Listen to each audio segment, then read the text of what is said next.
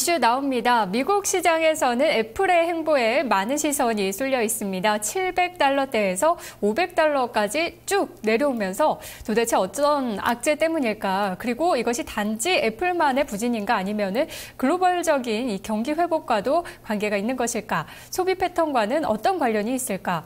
이런 의문점들이 계속해서 달리고 있습니다. 그리고 우리 시장과 관련해서는 역시 애플에 납품을 하고 있는 관련주들의 주가 흐름이 최근에 좋지 않았는데요. 여기서 기술적인 반등이 나타난다면 관련주들 단기적인 투자를 해도 되는 건지, 그리고 어떤 종목을 선별하면 좋을 것인지 오늘 함께 이야기 나눠보도록 하겠습니다. 전정현 전문가, 박남숙 기자, 그리고 허준식 해설위원 나와 있습니다. 안녕하세요. 네, 안녕하십니까. 네, 애플 이야기 오랜만에 해보네요. 먼저 박남숙 기자, 애플이 그동안에 계속해서 주가가 밀렸던 이유, 그 배경에 대해서 살펴보도록 할까요? 네, 애플의 판매 부진과 부품 감소, 이른바 애플 쇼크의 영향으로 애플의 주가와 그리고 각국 협력사들의 주가가 동반 하락하는 등 그 영향력이 확대되고 있습니다. 지난해 9월 애플의 주가는 첫 700달러 이 고점까지 올랐다가 올해 들어서 400달러 후반까지 밀렸는데요. 그 사이에 시가총액이 2천억 달러가량이 증발한 것으로 추정됩니다. 최근 뉴욕 증시에서 애플의 주가는 사흘 연속 하락하다가 어제 잠시 급반등에 성공했고요. 오늘 간밤에는 JP모건 등의 이 목표 주가 하향 소식으로 인해서 다시 하락세로 돌아섰습니다. 주가는 0.67% 내린 주당 502달러 68센트의 장을 마쳤습니다. 바로 애플의 주문 축소 소식 때문에 이렇게 주가가 약세를 면치 못하고 있는 것인데요. 최근 니온게이자 신문에서 애플이 샤프와 재팬 디스플레이 같은 일본 협력사에 부품 주보를 축소하도록 요청했다는 보도가 있었습니다. 미국 대부분 증권사의 연구원들이 애플의 부품 축소가 사실일 것이라고 보고 있습니다. 실제 이 부품 축소 이유에 대해서 전문가들은 판매 부진에 따른 재고 부담일 것이라고 보고 있는데요. 아이폰 5의 판매 부진 소식이 이 같은 분석에 힘을 실어주고 있습니다. 아이폰 5는 종전 6,500만 대에서 수요가 줄면서 절반 이하로 판매량이 줄어든 것으로 파악이 되고 있습니다. 여기에 애플의 분기 실적 다음 주에 발표가 되는데요. 전년 동기 대비 4%가량 떨어질 것으로 전망이 제기되면서 향후 애플의 스마트폰 시장 지배력이 약화될 것이라는 가능성에 관심이 집중되고 있습니다. 네, 애플의 실적은 이제 다음 주에 공개가 될 예정인데 여기에 대한 우려감도 벌써부터 반영이 되고 있는 것 같습니다. 그리고 박남숙 기자가 지적해 준 것처럼 아이폰 5 글로벌 판매량 목표치의 거의 절반 정도밖에 판매가 되지 못한 것으로 이야기되고 있는데요. 전문가님, 우리 시장에서 애플 관련주들 뭐 여러 종목들이 거론이 되는데 디스플레이 관련주도 있고 뭐 카메라 모듈 관련주도 있고 어떤 종목들이 있고 또 얼마나 피해가 예상되는지 좀 볼 필요가 있을 것 같아요. 네, 사실 뭐 애플에 연관이 안 된 IT 중소형주들은 사실 많이 없다 이렇게 말씀드릴 정도로 관련들이 이제 많이 돼 있습니다. 근데 그 중에서도 어느 정도 비중이 있고 그런 쪽 중심으로 한번 살펴볼 필요가 있습니다. 그래서 그 부분을 이제 말씀을 드리겠는데요. 근데 이제 그에 대한 말씀을 드리기에 앞서서 지금 현재 그 애플의 현재 상황을 한번 봐야 될 것 같습니다. 애플의 지금 현재 주봉 같은 경우 이제 보면 지금 현재 보시면 이제 500달러 부근 아닙니까? 그렇다면 제가 말씀드리고 싶은 포인트는 그게요. 애플 주봉이 과거에 2월 초, 작년 2월 초죠. 네, 그때 500불에 갔었는데 지금 그렇다면은 현재 한국 기업의 주가 수준이 그때와 비교해서 높으냐 낮으냐. 그것은 상당히 포인트가 될 것 같아요. 네. 그래서 사실 그때보다 지금 현재는 과도하게 급락한 종목들도 많습니다. 그러니까 그런 부분들은 앞으로 향후에 이제 살펴봐야 되지 않겠나 그렇게 보여지고요. 1단계적으로 그 관련이 되는 종목을 보면은 LG 디스플레이가 역시 제일 최고로 관련이 되겠죠. 네, 애플이 주요 고객사고 애플향 매출이 25%인데 거기서 이제 이익 비중이 높으냐 낮으냐가 중요한데 이익 비중이 좀 높습니다. 반면에 이제 조금 이따 하이닉스 말씀을 드리겠지만 이익 기여도는 작기 때문에 하이닉스는 사실 애플 관련주라고 볼 수는 없습니다. 네. 예, 그게 차이점이고요. 그리고 이제 LG 이노텍 같은 경우는 애플에 이제 카메라 모듈을 공급을 합니다. 그래서 사실은 이 LG 이노텍이 그 LED 쪽에 플러스 요인이 있었지만은 LED 쪽에서 성장을 못하고 있기 때문에 카메라 모듈에 기대를 했거든요. 근데 카메라 모듈에서 이번에 애플 타격을 받기 때문에 그에 따른 영향이 이제 크게 나오고 있지 않나 싶습니다. 하이닉스는 아까 말씀을 드렸지만은 애플향 매출은 20% 정도 꽤 되지만 이 기여도는 저가로 매출했기 때문에 작다는 얘기죠. 그러니까 실제로 애플에 관련해서 피해를 보는 종목은 아니라고 봅니다. 네. 실리콘웍스가 있죠. 그리고 디스플레이용 드라이버를 공급하는데 주로 아이패드 쪽에 공급을 하고 있습니다. 근데 여기서 아이폰이 아니라 아이패드이기 때문에 아이패드는 좀 살아있거든요. 네.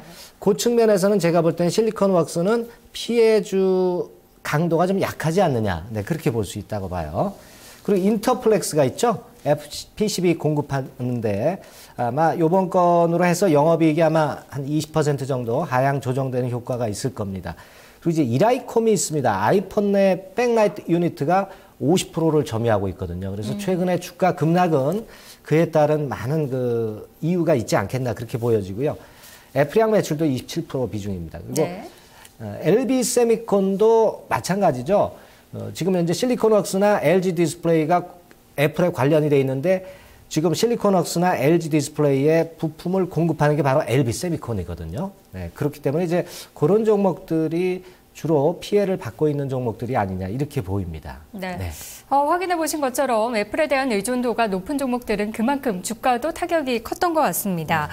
해설위원님, 애플이 계속해서 이렇게 어려운 상황에 있다 보니까 삼성전자를 또 의식을 하면서 우리 부품사에 대한 비중을 좀 줄인다 이런 기사들이 계속 쏟아지고 있는데요. 네, 예. 실제적으로 좀 피해가 많이 예상이 될까요? 네, 전문가님 다 이야기해 주셨는데요. 네. 반복되는 얘기겠는데요.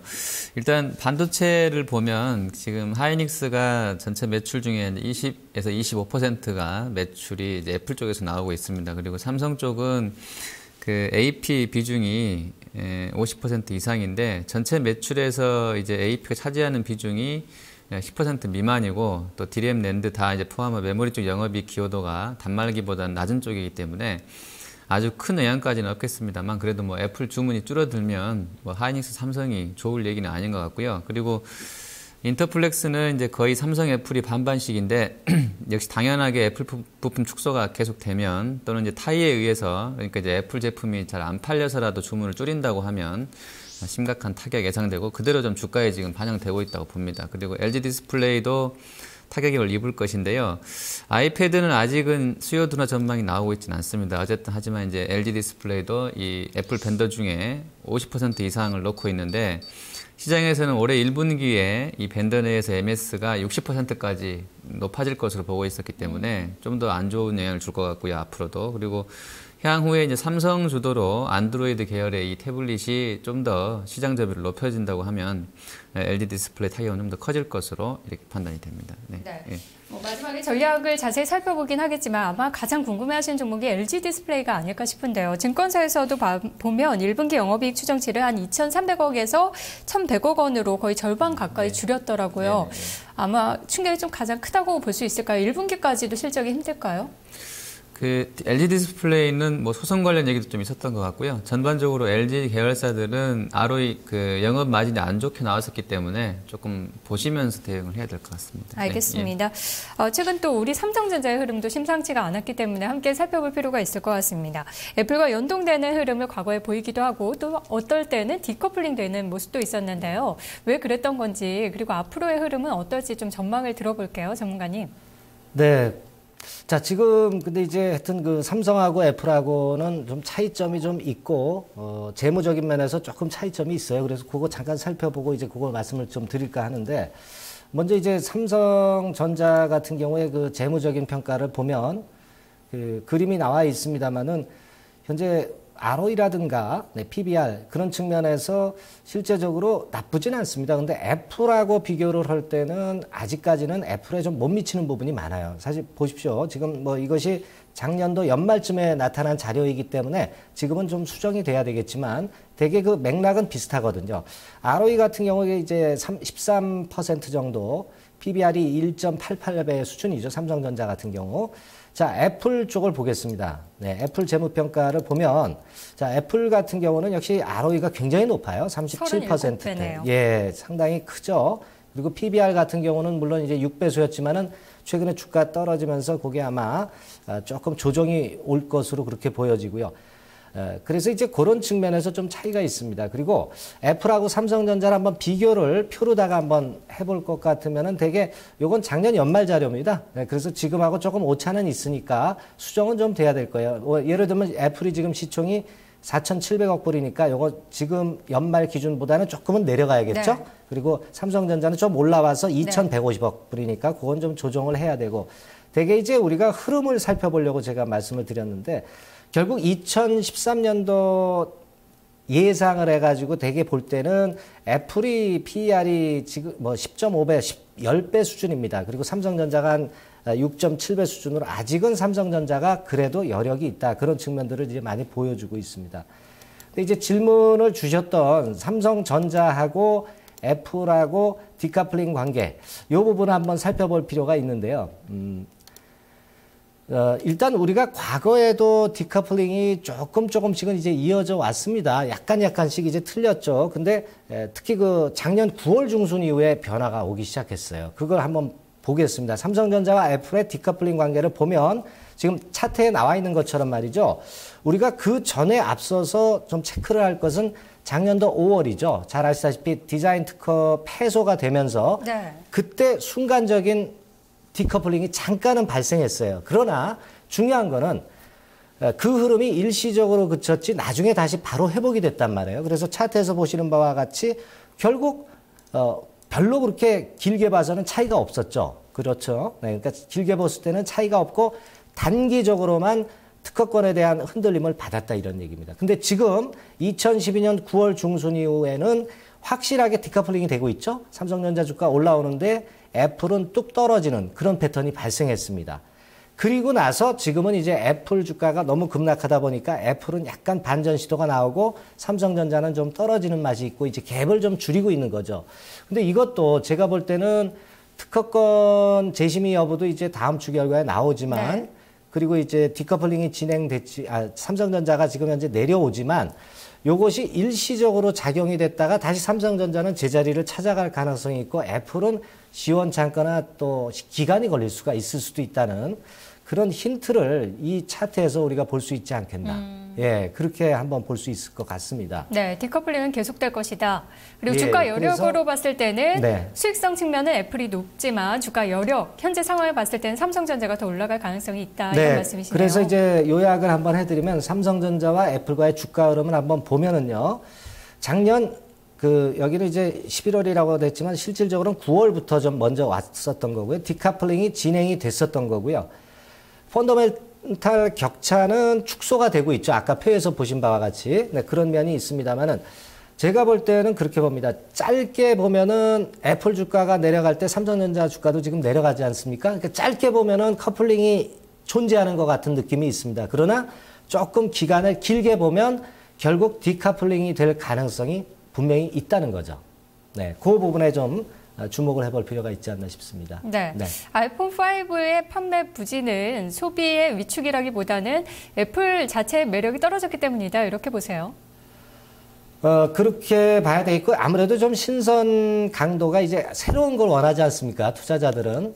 이따 말씀을 아이워치 같은 경우 드리겠습니다. 새로운 걸 원하는데 기존 거를 그냥 업데이트 정도 수준으로 하는 거는 역시 좀 한계가 있지 않나.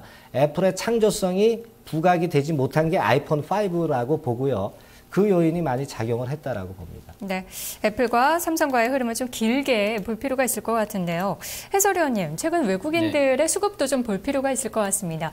IT주에 대한 러브콜이 매도콜로 바뀌었다 이런 이야기도 나오고 있는데요. 오늘은 또 가장 많이 사고 있는 업종이 전기전자이긴 하지만 최근에 또 파는 모습을 보여서 이것이 벤가드 펀드로 인한 좀 단기적인 매도 물량인지 아니면은 외국인의 기조가 좀 바뀌었을까 궁금합니다. 어떻게 보세요? 네, 일단 외국인도 그렇고요. 이제 그 대형 기관 같은 경우는 섹터별로 비중을 조절하는 것으로 알고 있고요. 따라서 이제 애플을 줄이면 삼성전자도 같이 줄일 것으로 봅니다. 물론 생각하기에 따라서는 더 매력적인 삼성은 사지 않겠는가 할 수도 있겠는데요. IT 시황 전체를 보고 판단하는 그 대형사들 같은 경우는 한 방향으로 같이 모두 IT를 줄일 수도 있다는 생각을 해보게 되고요. IT는 주가 측면에서 실제로 작년에 아주 성과가 좋았던 부분도 있고 해서 이익 실현도 가능한 시점인 것 같고요. 이제 $1가 1,050원 선에서는 잠시 주춤거리고 있기 때문에 일단 차익을 챙겨보자는 수요도 있었을 것으로 봅니다. 어떤 한 주식이라는 게 어떤 특정 한 가지의 요인 가지고 주가가 움직인다라고 말할 수 없는 것이 이 시장에서의 오랜 경험에서 이제 배워놓은 그런 학습 효과인데요.